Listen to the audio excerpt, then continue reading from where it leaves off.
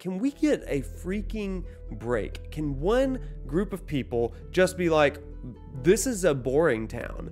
There's nothing that happens here. We're NPCs and we are merchants and we want to befriend people that come through because it's good for our local economy. We don't have problems, but that doesn't exist in Baldur's Gate 3 because everybody's got problems. Everybody's got something that they want me to solve for them.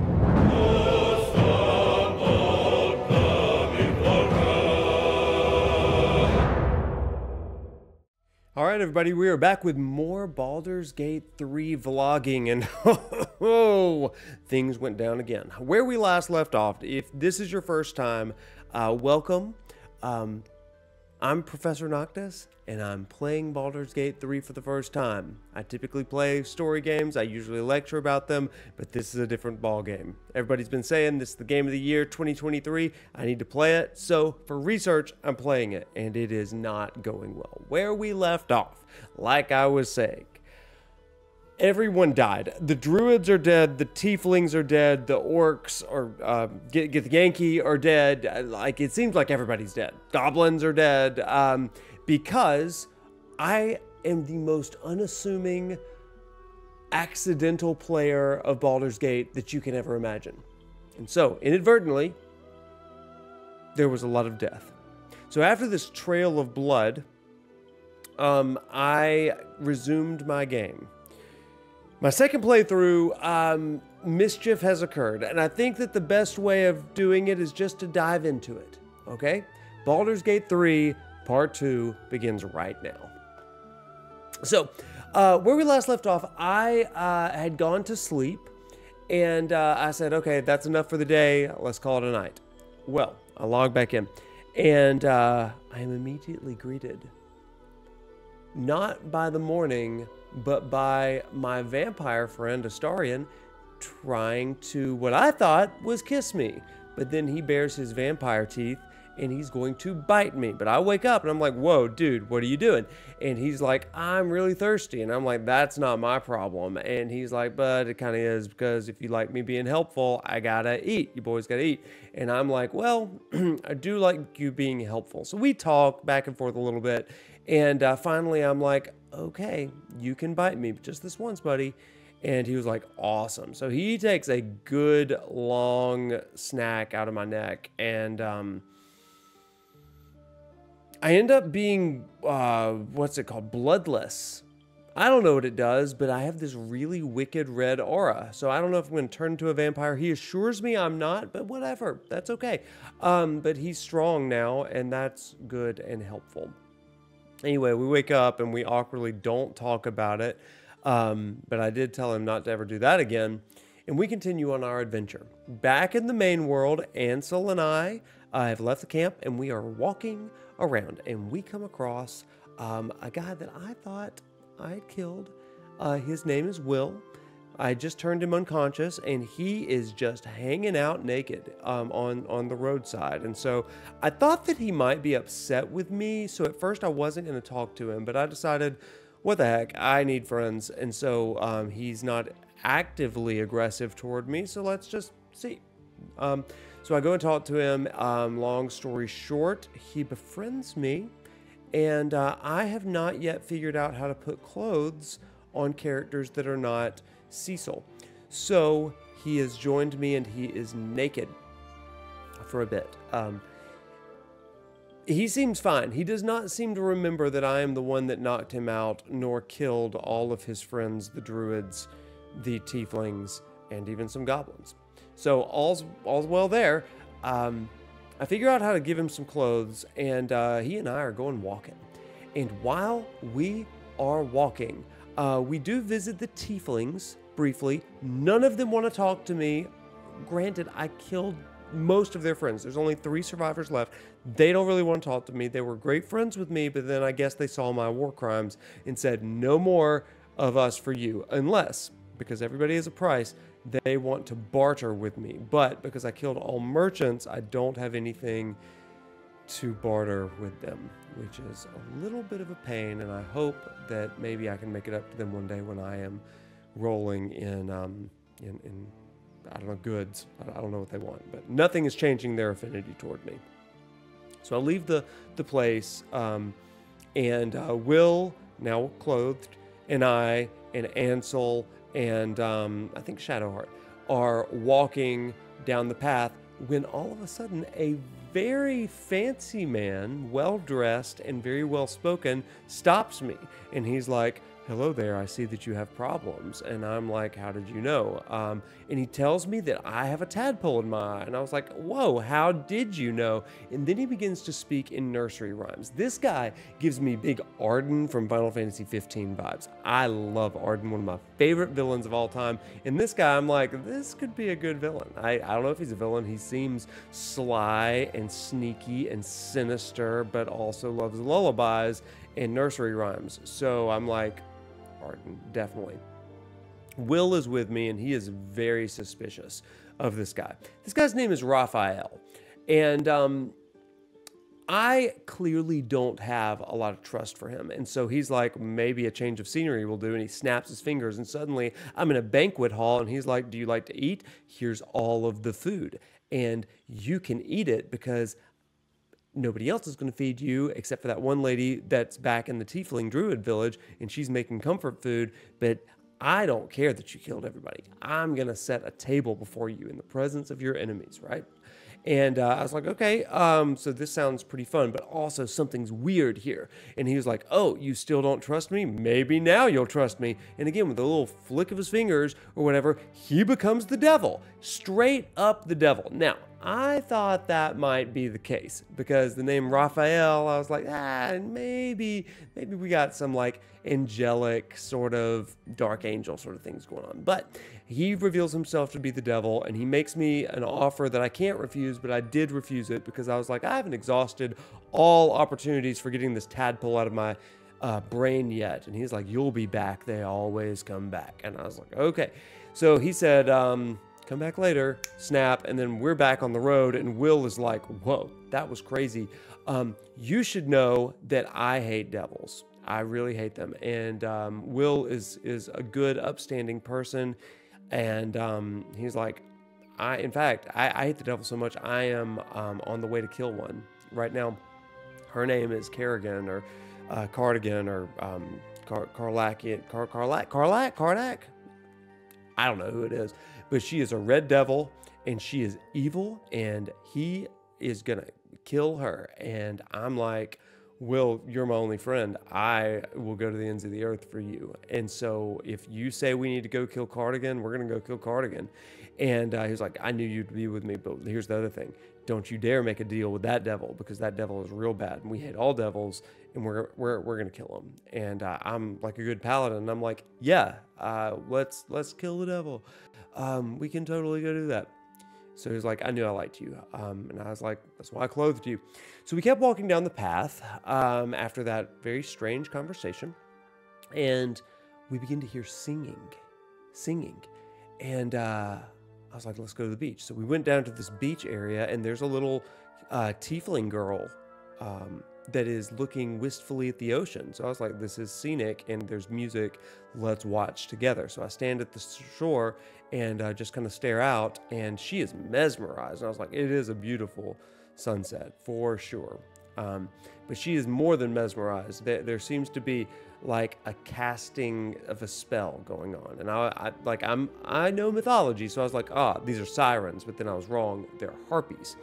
But they are singing a siren song, and they have really gotten us. And so they were about to get me, but I rolled resistance and was like, "Nope, not today, not with these dice, these dice rolls." And we resisted, but then battle ensued.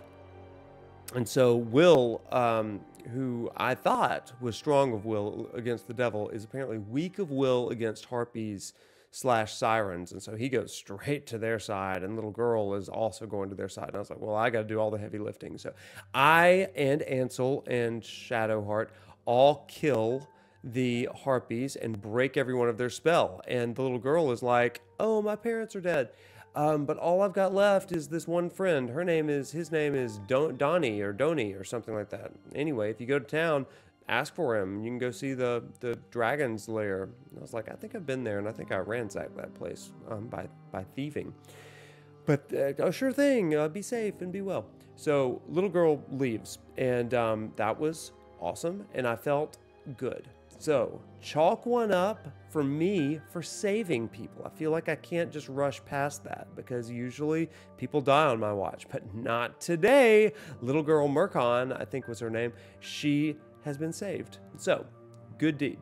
But no good deed goes unpunished. We walk a little bit further and we come across the town of goblins. Apparently the town that I was supposed to bring Sassy to. Sazza to, not Sassy. Sazza.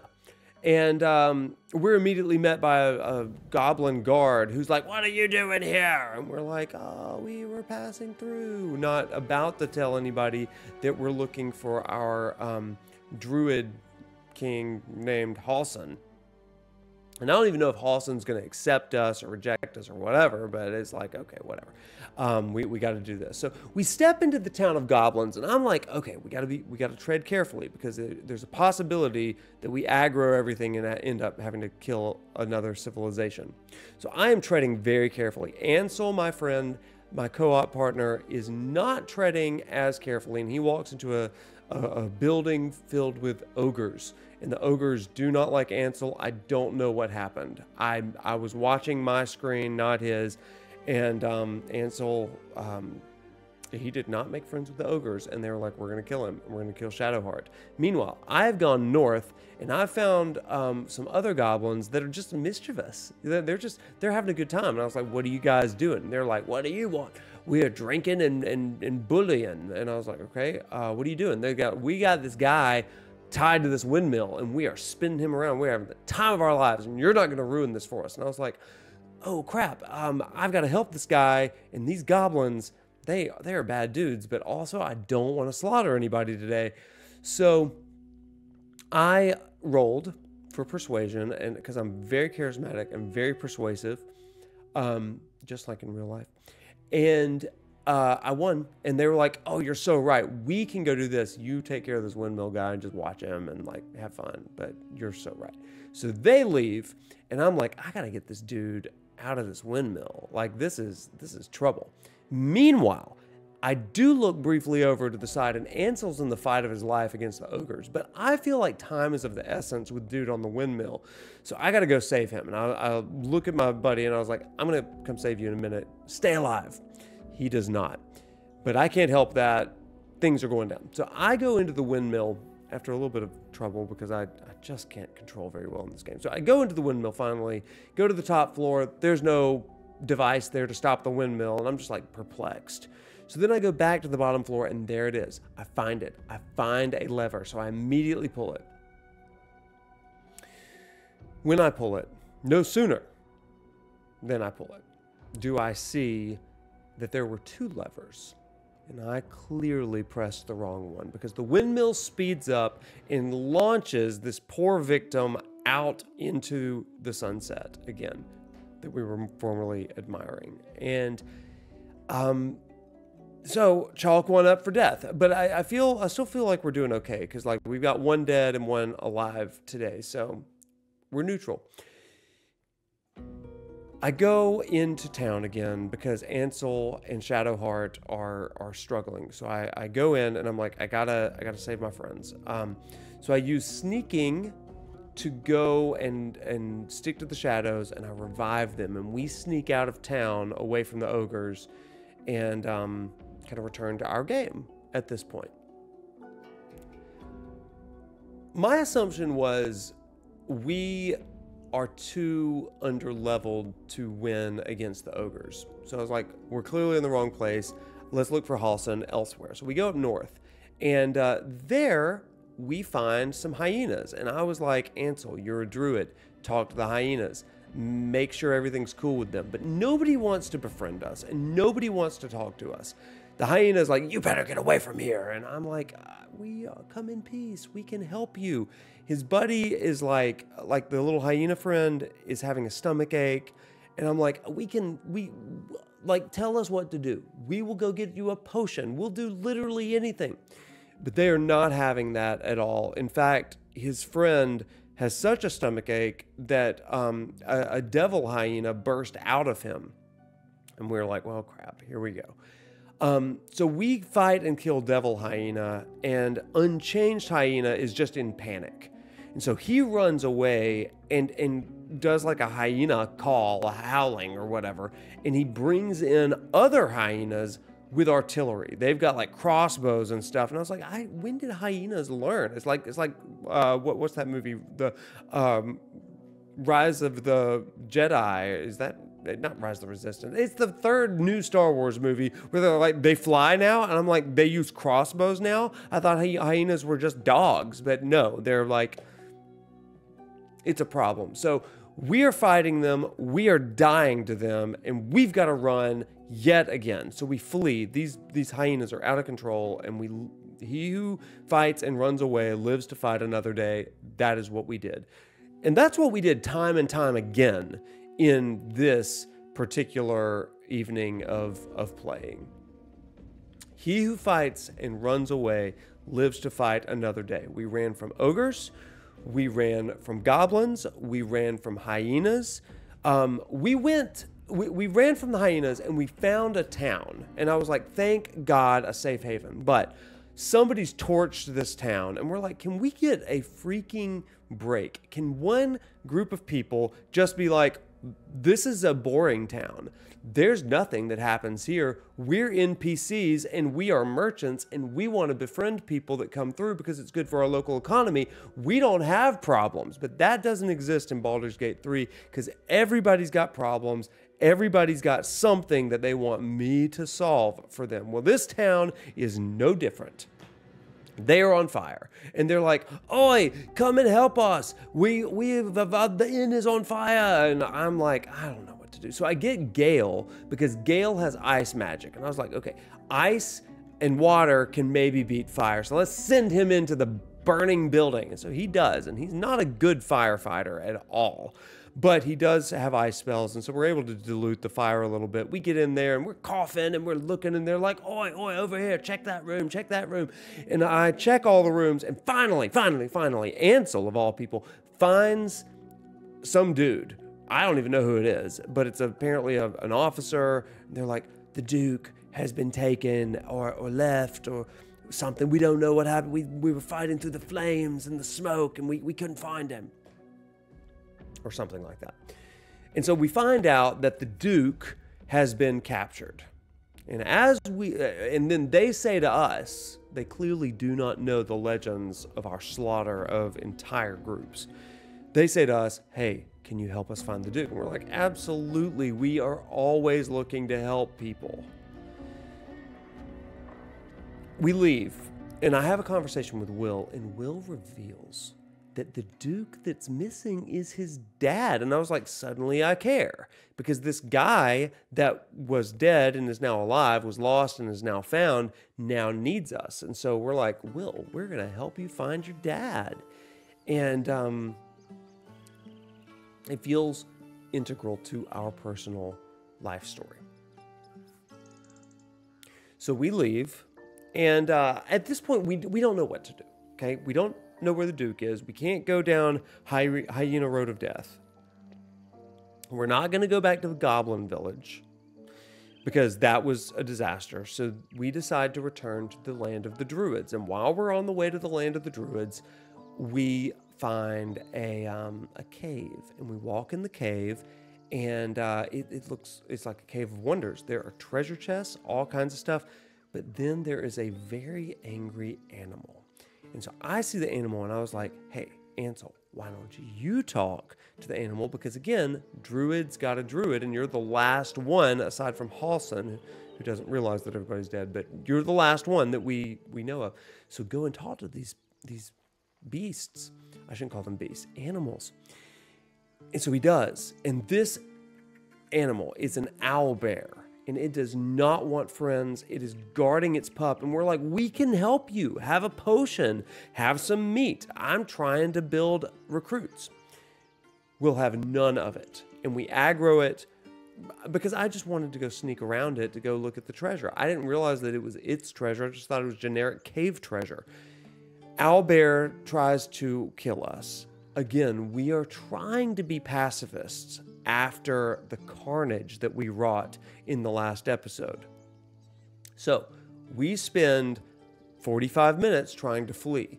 Now you might ask, why is it taking you 45 minutes to flee from monsters? I cannot stress this enough. We are not good at the gameplay here, and I don't know how to move beyond like 5 feet. Or if I use a dash action, 10 feet. And it is really a struggle when you don't know how to fight well and you can't flee well to get out of a cave against an owlbear. So this is my lot in life. We are constantly running. I feel like every day is cardio. We don't get experience points for cardio, but we are constantly on the run because we just don't want to kill things. And especially like Mama Owlbear, we don't want to kill her when she's like protecting her cub because like good mother, right? Why would we do that? We do finally make it out, and a few people died. I think Shadowheart died and Ansel died. So I do like use old withers to bring them back. So we go back to the druid camp. There's nobody there. Like, I mean, nobody is helpful. They don't want to talk to us. And so we're just like, well, what do we do? What do we stinking do? So we're like, let's go back to the goblin camp. Maybe we can find a way around. And we did try to find a way around. It did not work because it was a swamp. And there was a witch. And the witch was like, well, we don't know that she's a witch. She was in an argument with somebody else. Long story short, there was a witch. I didn't kill it. But I was like, you're clearly a witch, and nonsense, okay? Meanwhile, Ansel went and talked to a talking frog, and the talking frog was like, oh, don't kill us. And then the frog killed Ansel, so I had to sneak through this whisper wood to get to Ansel, revive him. Having exhausted all of our options, we returned to the Goblin Village and stealthily made our way through, and wouldn't you know it, that was the way we were supposed to go all along. Clearly our level, we went to the Goblin camp. I bring in Lae'zel to join us, and because she, I don't know, at this point in the game, I've been corrected on Twitter, but at this point in the game, I thought Lae'zel was a goblin, just a tall one. But it turns out that there are a lot of different races in this game. And so I thought all of them were orcs. But apparently Lae'zel is what you call a Githyanki, and then there are goblins. Now, someone also told me that there are such things as half-orcs, but there are not orcs in this game. You see my confusion. I just thought they're all green, some tall, some small. They are orcs. Githyanki and goblins. So I bring Lae'zel into our party, and she is going to sneak around, and she ends up sneaking into the goblin camp and telling them that we have a meeting with their leader. She has to roll some dice to convince them, but she does it successfully. And so we now have free roam of the goblin camp, which is awesome, and we love that. So we walk in, and we're like being super sly and stuff. It's like all of us just like, hey, what's up? Like, well, you have a merchant. So I meet the merchant. I'm able to finally sell some things, get some money, buy some goods. Life is going great.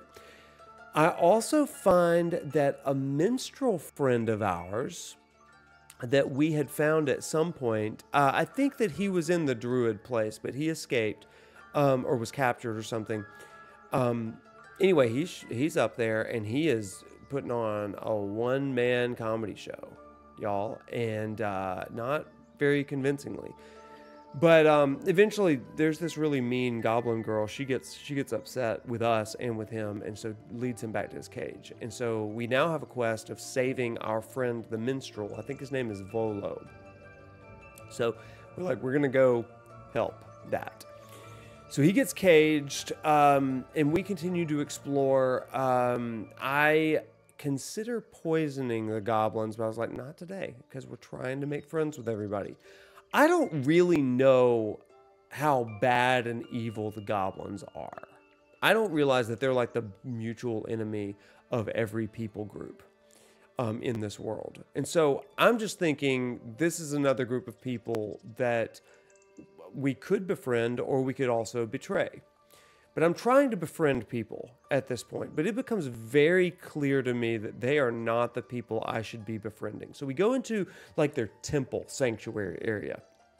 And we kind of just walk around for a bit, but then we find the High Priestess. Again, our primary main scenario quest is we got these freaking tadpoles in our heads and we got to get this stuff out. There's a lot of other things that kind of get in the way of that, but like that's our main quest. So I go up to the Goblin Priestess, and she was like, "Oh, you're one of us. Like you've got a tadpole too." I was like, "You too?" And she was like, "Yeah, greatness recognizes greatness."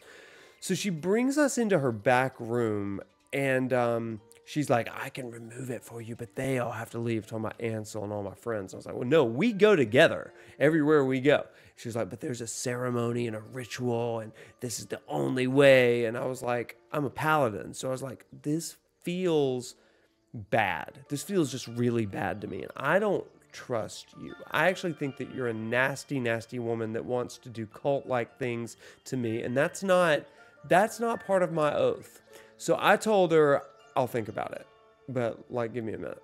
So I leave her hanging, and I end up ghosting her because we leave, and we're like, let's just go look around. Ansel had already left the room at this point, and he has convinced a woman, a goblin, to release Volo the minstrel. And so Volo has now gone to our camp. I didn't know that he would just chill at our camp, but now we've got entertainment at the camp for after we are absolutely exhausted from our adventuring and death and carnage.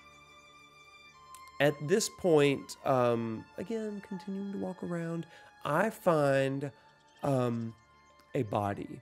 And I walk up to the body and was like, going to inspect it and maybe loot it. But a goblin child sees me and is like, "Hey, what are you doing?" And I was like, "What I do to everybody, I loot it."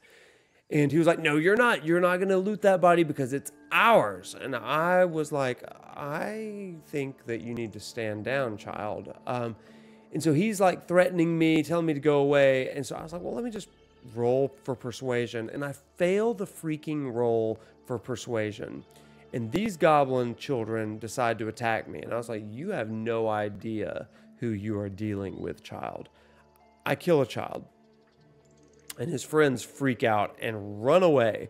I thought that would have more repercussions than it did, to be honest. Because when you kill a kid, you would think that everyone, all the adults, would care. Not so in the goblin camp. And this was the first real tip-off that these dudes aren't very good. Like, the goblin priestess was my first, suspicion, and this really confirmed it. Like, there's a kid dead by my hand. You're all still getting drunk and just like, come on. So, we continue our exploration of the Goblin Village. It is not abundantly clear what we should do. There are there are goblins throwing prisoners to spiders. There are we are looking at one person who is it looks like he's been mutilating himself, and he appears to be some kind of spiritist or cult leader or priest. I don't even know what he is, but he is all into self-mutilation. He's like, "You have a tadpole. Do you want me to remove it from you?" And I'm like, I don't trust you at all because you seem to be unhinged. So it's like, this is not the way to do it, because, even, doing the right thing the wrong way is still the wrong thing to do. And I was like, this feels wrong, so I'm not doing it.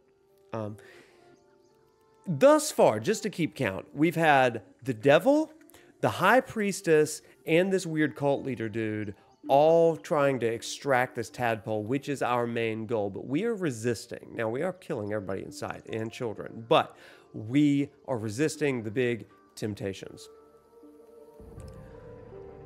We leave this guy, and it again becomes apparent that we don't know what we're doing or where we're going. We find a purple lady. Her name is Minthara, and she looks into our minds. And she was telling somebody, we've got to go get the druids. They're no good and serve false gods. And so we walk up and they're like, have you seen the druids? And we're like, no, we really haven't. She's like, there's a prisoner here and we're trying to get information from him. We're like, a prisoner? That's what we need to do. So we leave the conversation. We go to another room and we find a guy named Liam. And Liam is in a real bad way. He's being tortured. Now, we don't realize his name is Liam. I think maybe this is Halson because we still haven't found him yet. So we find Liam and I convince the goblins to leave. Good roll this time. And we cut him free and he gives us his whole sob story. And we're like, that is terrible. Where is Halson? He's like, we lost him in the thick of battle. He turned into a bear and he ran off. It's like, oh crap, we're looking for a bear now. Got it. Thank you, Liam. Go and be well. He goes back to the druid camp. So we go back to Minthara. And Minthara is like, did you get anything out of the prisoner? And we're like, yeah, we sure did. We got it all. Like, we know everything. They're like, great. Where is the druid camp? And we're like, well, he didn't really tell us that. Now, it's important to know, we know where the druid camp is. And we also know that we slaughtered the druid camp. But she doesn't know that. Therefore, we are still useful to her. So I said, no, we didn't get that. But we got a lot of information. So she starts to scour our mind again, like looking through our mind. And she's like, you know things. But I resist. I rolled resistance. She was like, it's cloudy. It's murky. We cannot discern where it is. And she asked me, would you help us exterminate the druids? And we're like, yes, we will. Mainly because we already did. And I am trying not to cause problems for this woman because I'm still looking for Halson. So if I had said no, I was afraid she would be like, then you die. And so we were like, okay, well, yeah, we'll help you. And she was like, let me know when you're ready. And we were definitely not ready. So we said, we'll let you know. Don't call us, we'll call you. So I've now ghosted two people, Minthara and the priestess. We continue on our trek. It took us forever to find Halson. Our plan at this point, just to kind of clarify, because I know that it seems like we are just like trying to exterminate everybody. We're not, right? My plan was if we can get Minthara to believe that we are on her side, well then maybe we can cover all of our bases. Because like, on the one hand, we need friends. So my goal was to take her to the druid camp, and then she's like, they're all already dead. And that's when I would be like, yes, hail us as a hero at this point. So maybe they would lift us on their shoulders. I don't know, just like thinking out loud. So that's option, like, that's like the last option. If everything else fails, then we are heralded as the heroes of the druids. Or not the druids, the goblins. But option A is we find Halson. And like, I don't have high hopes for him accepting us. But if we were able to like be able to infiltrate the goblins in Minthara, maybe he would be like, you guys aren't so bad. So that when we go back to the Druid Grove, hopefully with Halson, he might be like, it's such a tragedy, but thank you for exterminating those goblins. So we have some paths and some options, and our goal is to just deceive people into goodness. So this was it. We are trying to play every field here. Play friends with Halson maybe, but also play friends with the goblins, because we need some alliances, right? But I really hate the goblins, and I think that we're going to exterminate them. But we're still trying to learn everything. So we go around the goblin camp just kind of looking for Halson. And that's when we find a like one of their goblin leaders. who is doing a summoning ritual on a squid and is like trying to, a dead squid, and trying to figure out their secrets. Why are they here and all that kind of stuff. And it's at this point that Ansel speaks with the squid as a dead medium, like a medium to the dead. And we don't get a ton of information, but we do get some kind of lore, and that's pretty good. So I feel like we've ingratiated ourselves to this like angry red goblin guy. He leaves after the ritual, and we walk in a little bit further at this point. And there's a cage, but we're trying to go, we're trying to get like into the treasure crypt, because we're thinking that may be where Halsin is. And so there's these two goblins that are guarding a cage, and they're like, hey, don't get too close. The spiders will get ya. And we're like, yeah, but there's a gate there, so we're so good. So we do get too close to the gate, and y'all, this is where it really goes down. The spiders through the cage aggro. And their aggression, I guess, infects the other goblins. And the entire citadel of goblins turns against us. So it's me and Ansel and our respective party members versus 25 goblins. It takes us an hour and a half to get out of there, because we can't fight all these goblins. We run. And it's like, holy crap, what are we doing here? Like, everybody we fight is like 25 against 2 or 4. And so we spend 90 minutes. We spend 90 minutes fleeing from this goblin camp before like everything resets. And I'm like at the end of my rope. I'm like, this is ludicrous. So again, we wander around for a good long while, and then finally return, because we've got to find Halsin. Like, this is the way forward. So we go back in and we pick apart the goblins that have still aggroed from the spiders. We kill them 2 by 2. 2 more by 2 more. Oh, a group of 3 and 4 come up to us. We kill them too. It is room by room, methodically murdering every goblin. Then we come to the room with Minthara. She is also aggroed. She has heard that we upset her spiders, and she is not having it. So we have to kill her. And we did. We did. Having wiped out the great majority of the goblins, we have now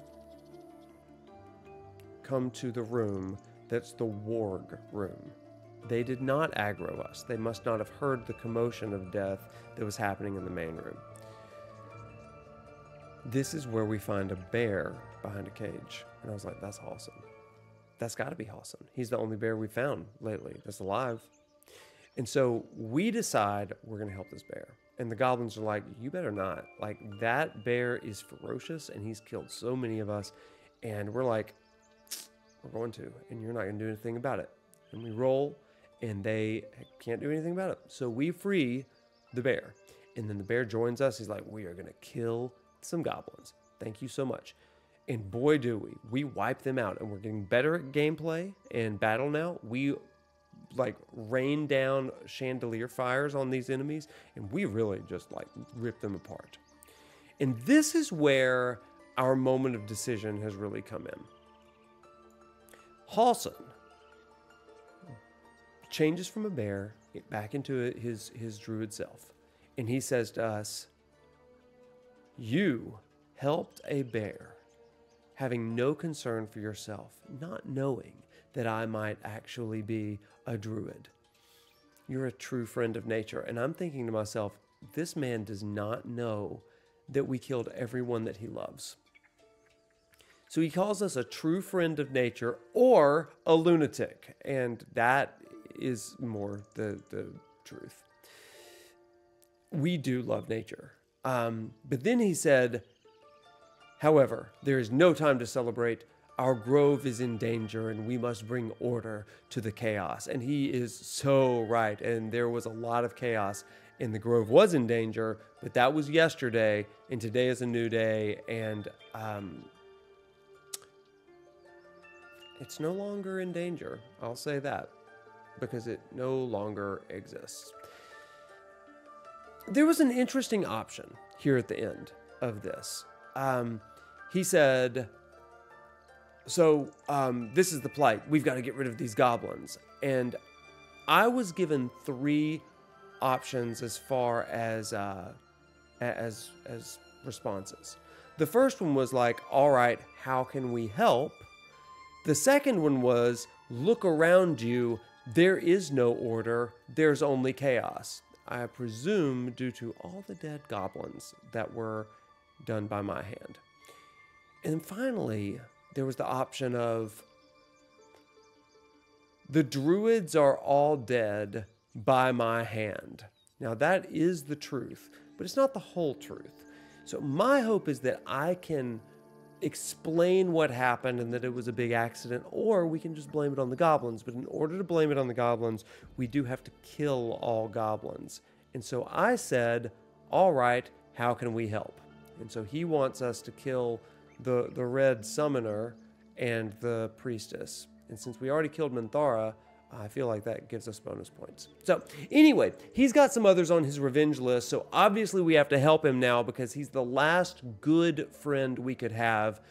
And if we fail at killing the goblins, then we have to join the goblins, or we will continue to go it alone.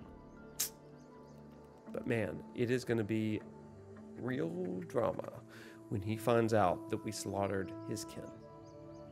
Oopsies. Anyway, that's where we ended, because it felt like a good stopping place, a real cliffhanger. So what happens? Will Halston ever find out that we killed the druids? Will the goblins befriend us? Or will we be destined to always be friendless and alone? Find out next time as we continue our Baldur's Gate 3 vlog series. Thanks for watching, and walk tall, my friends.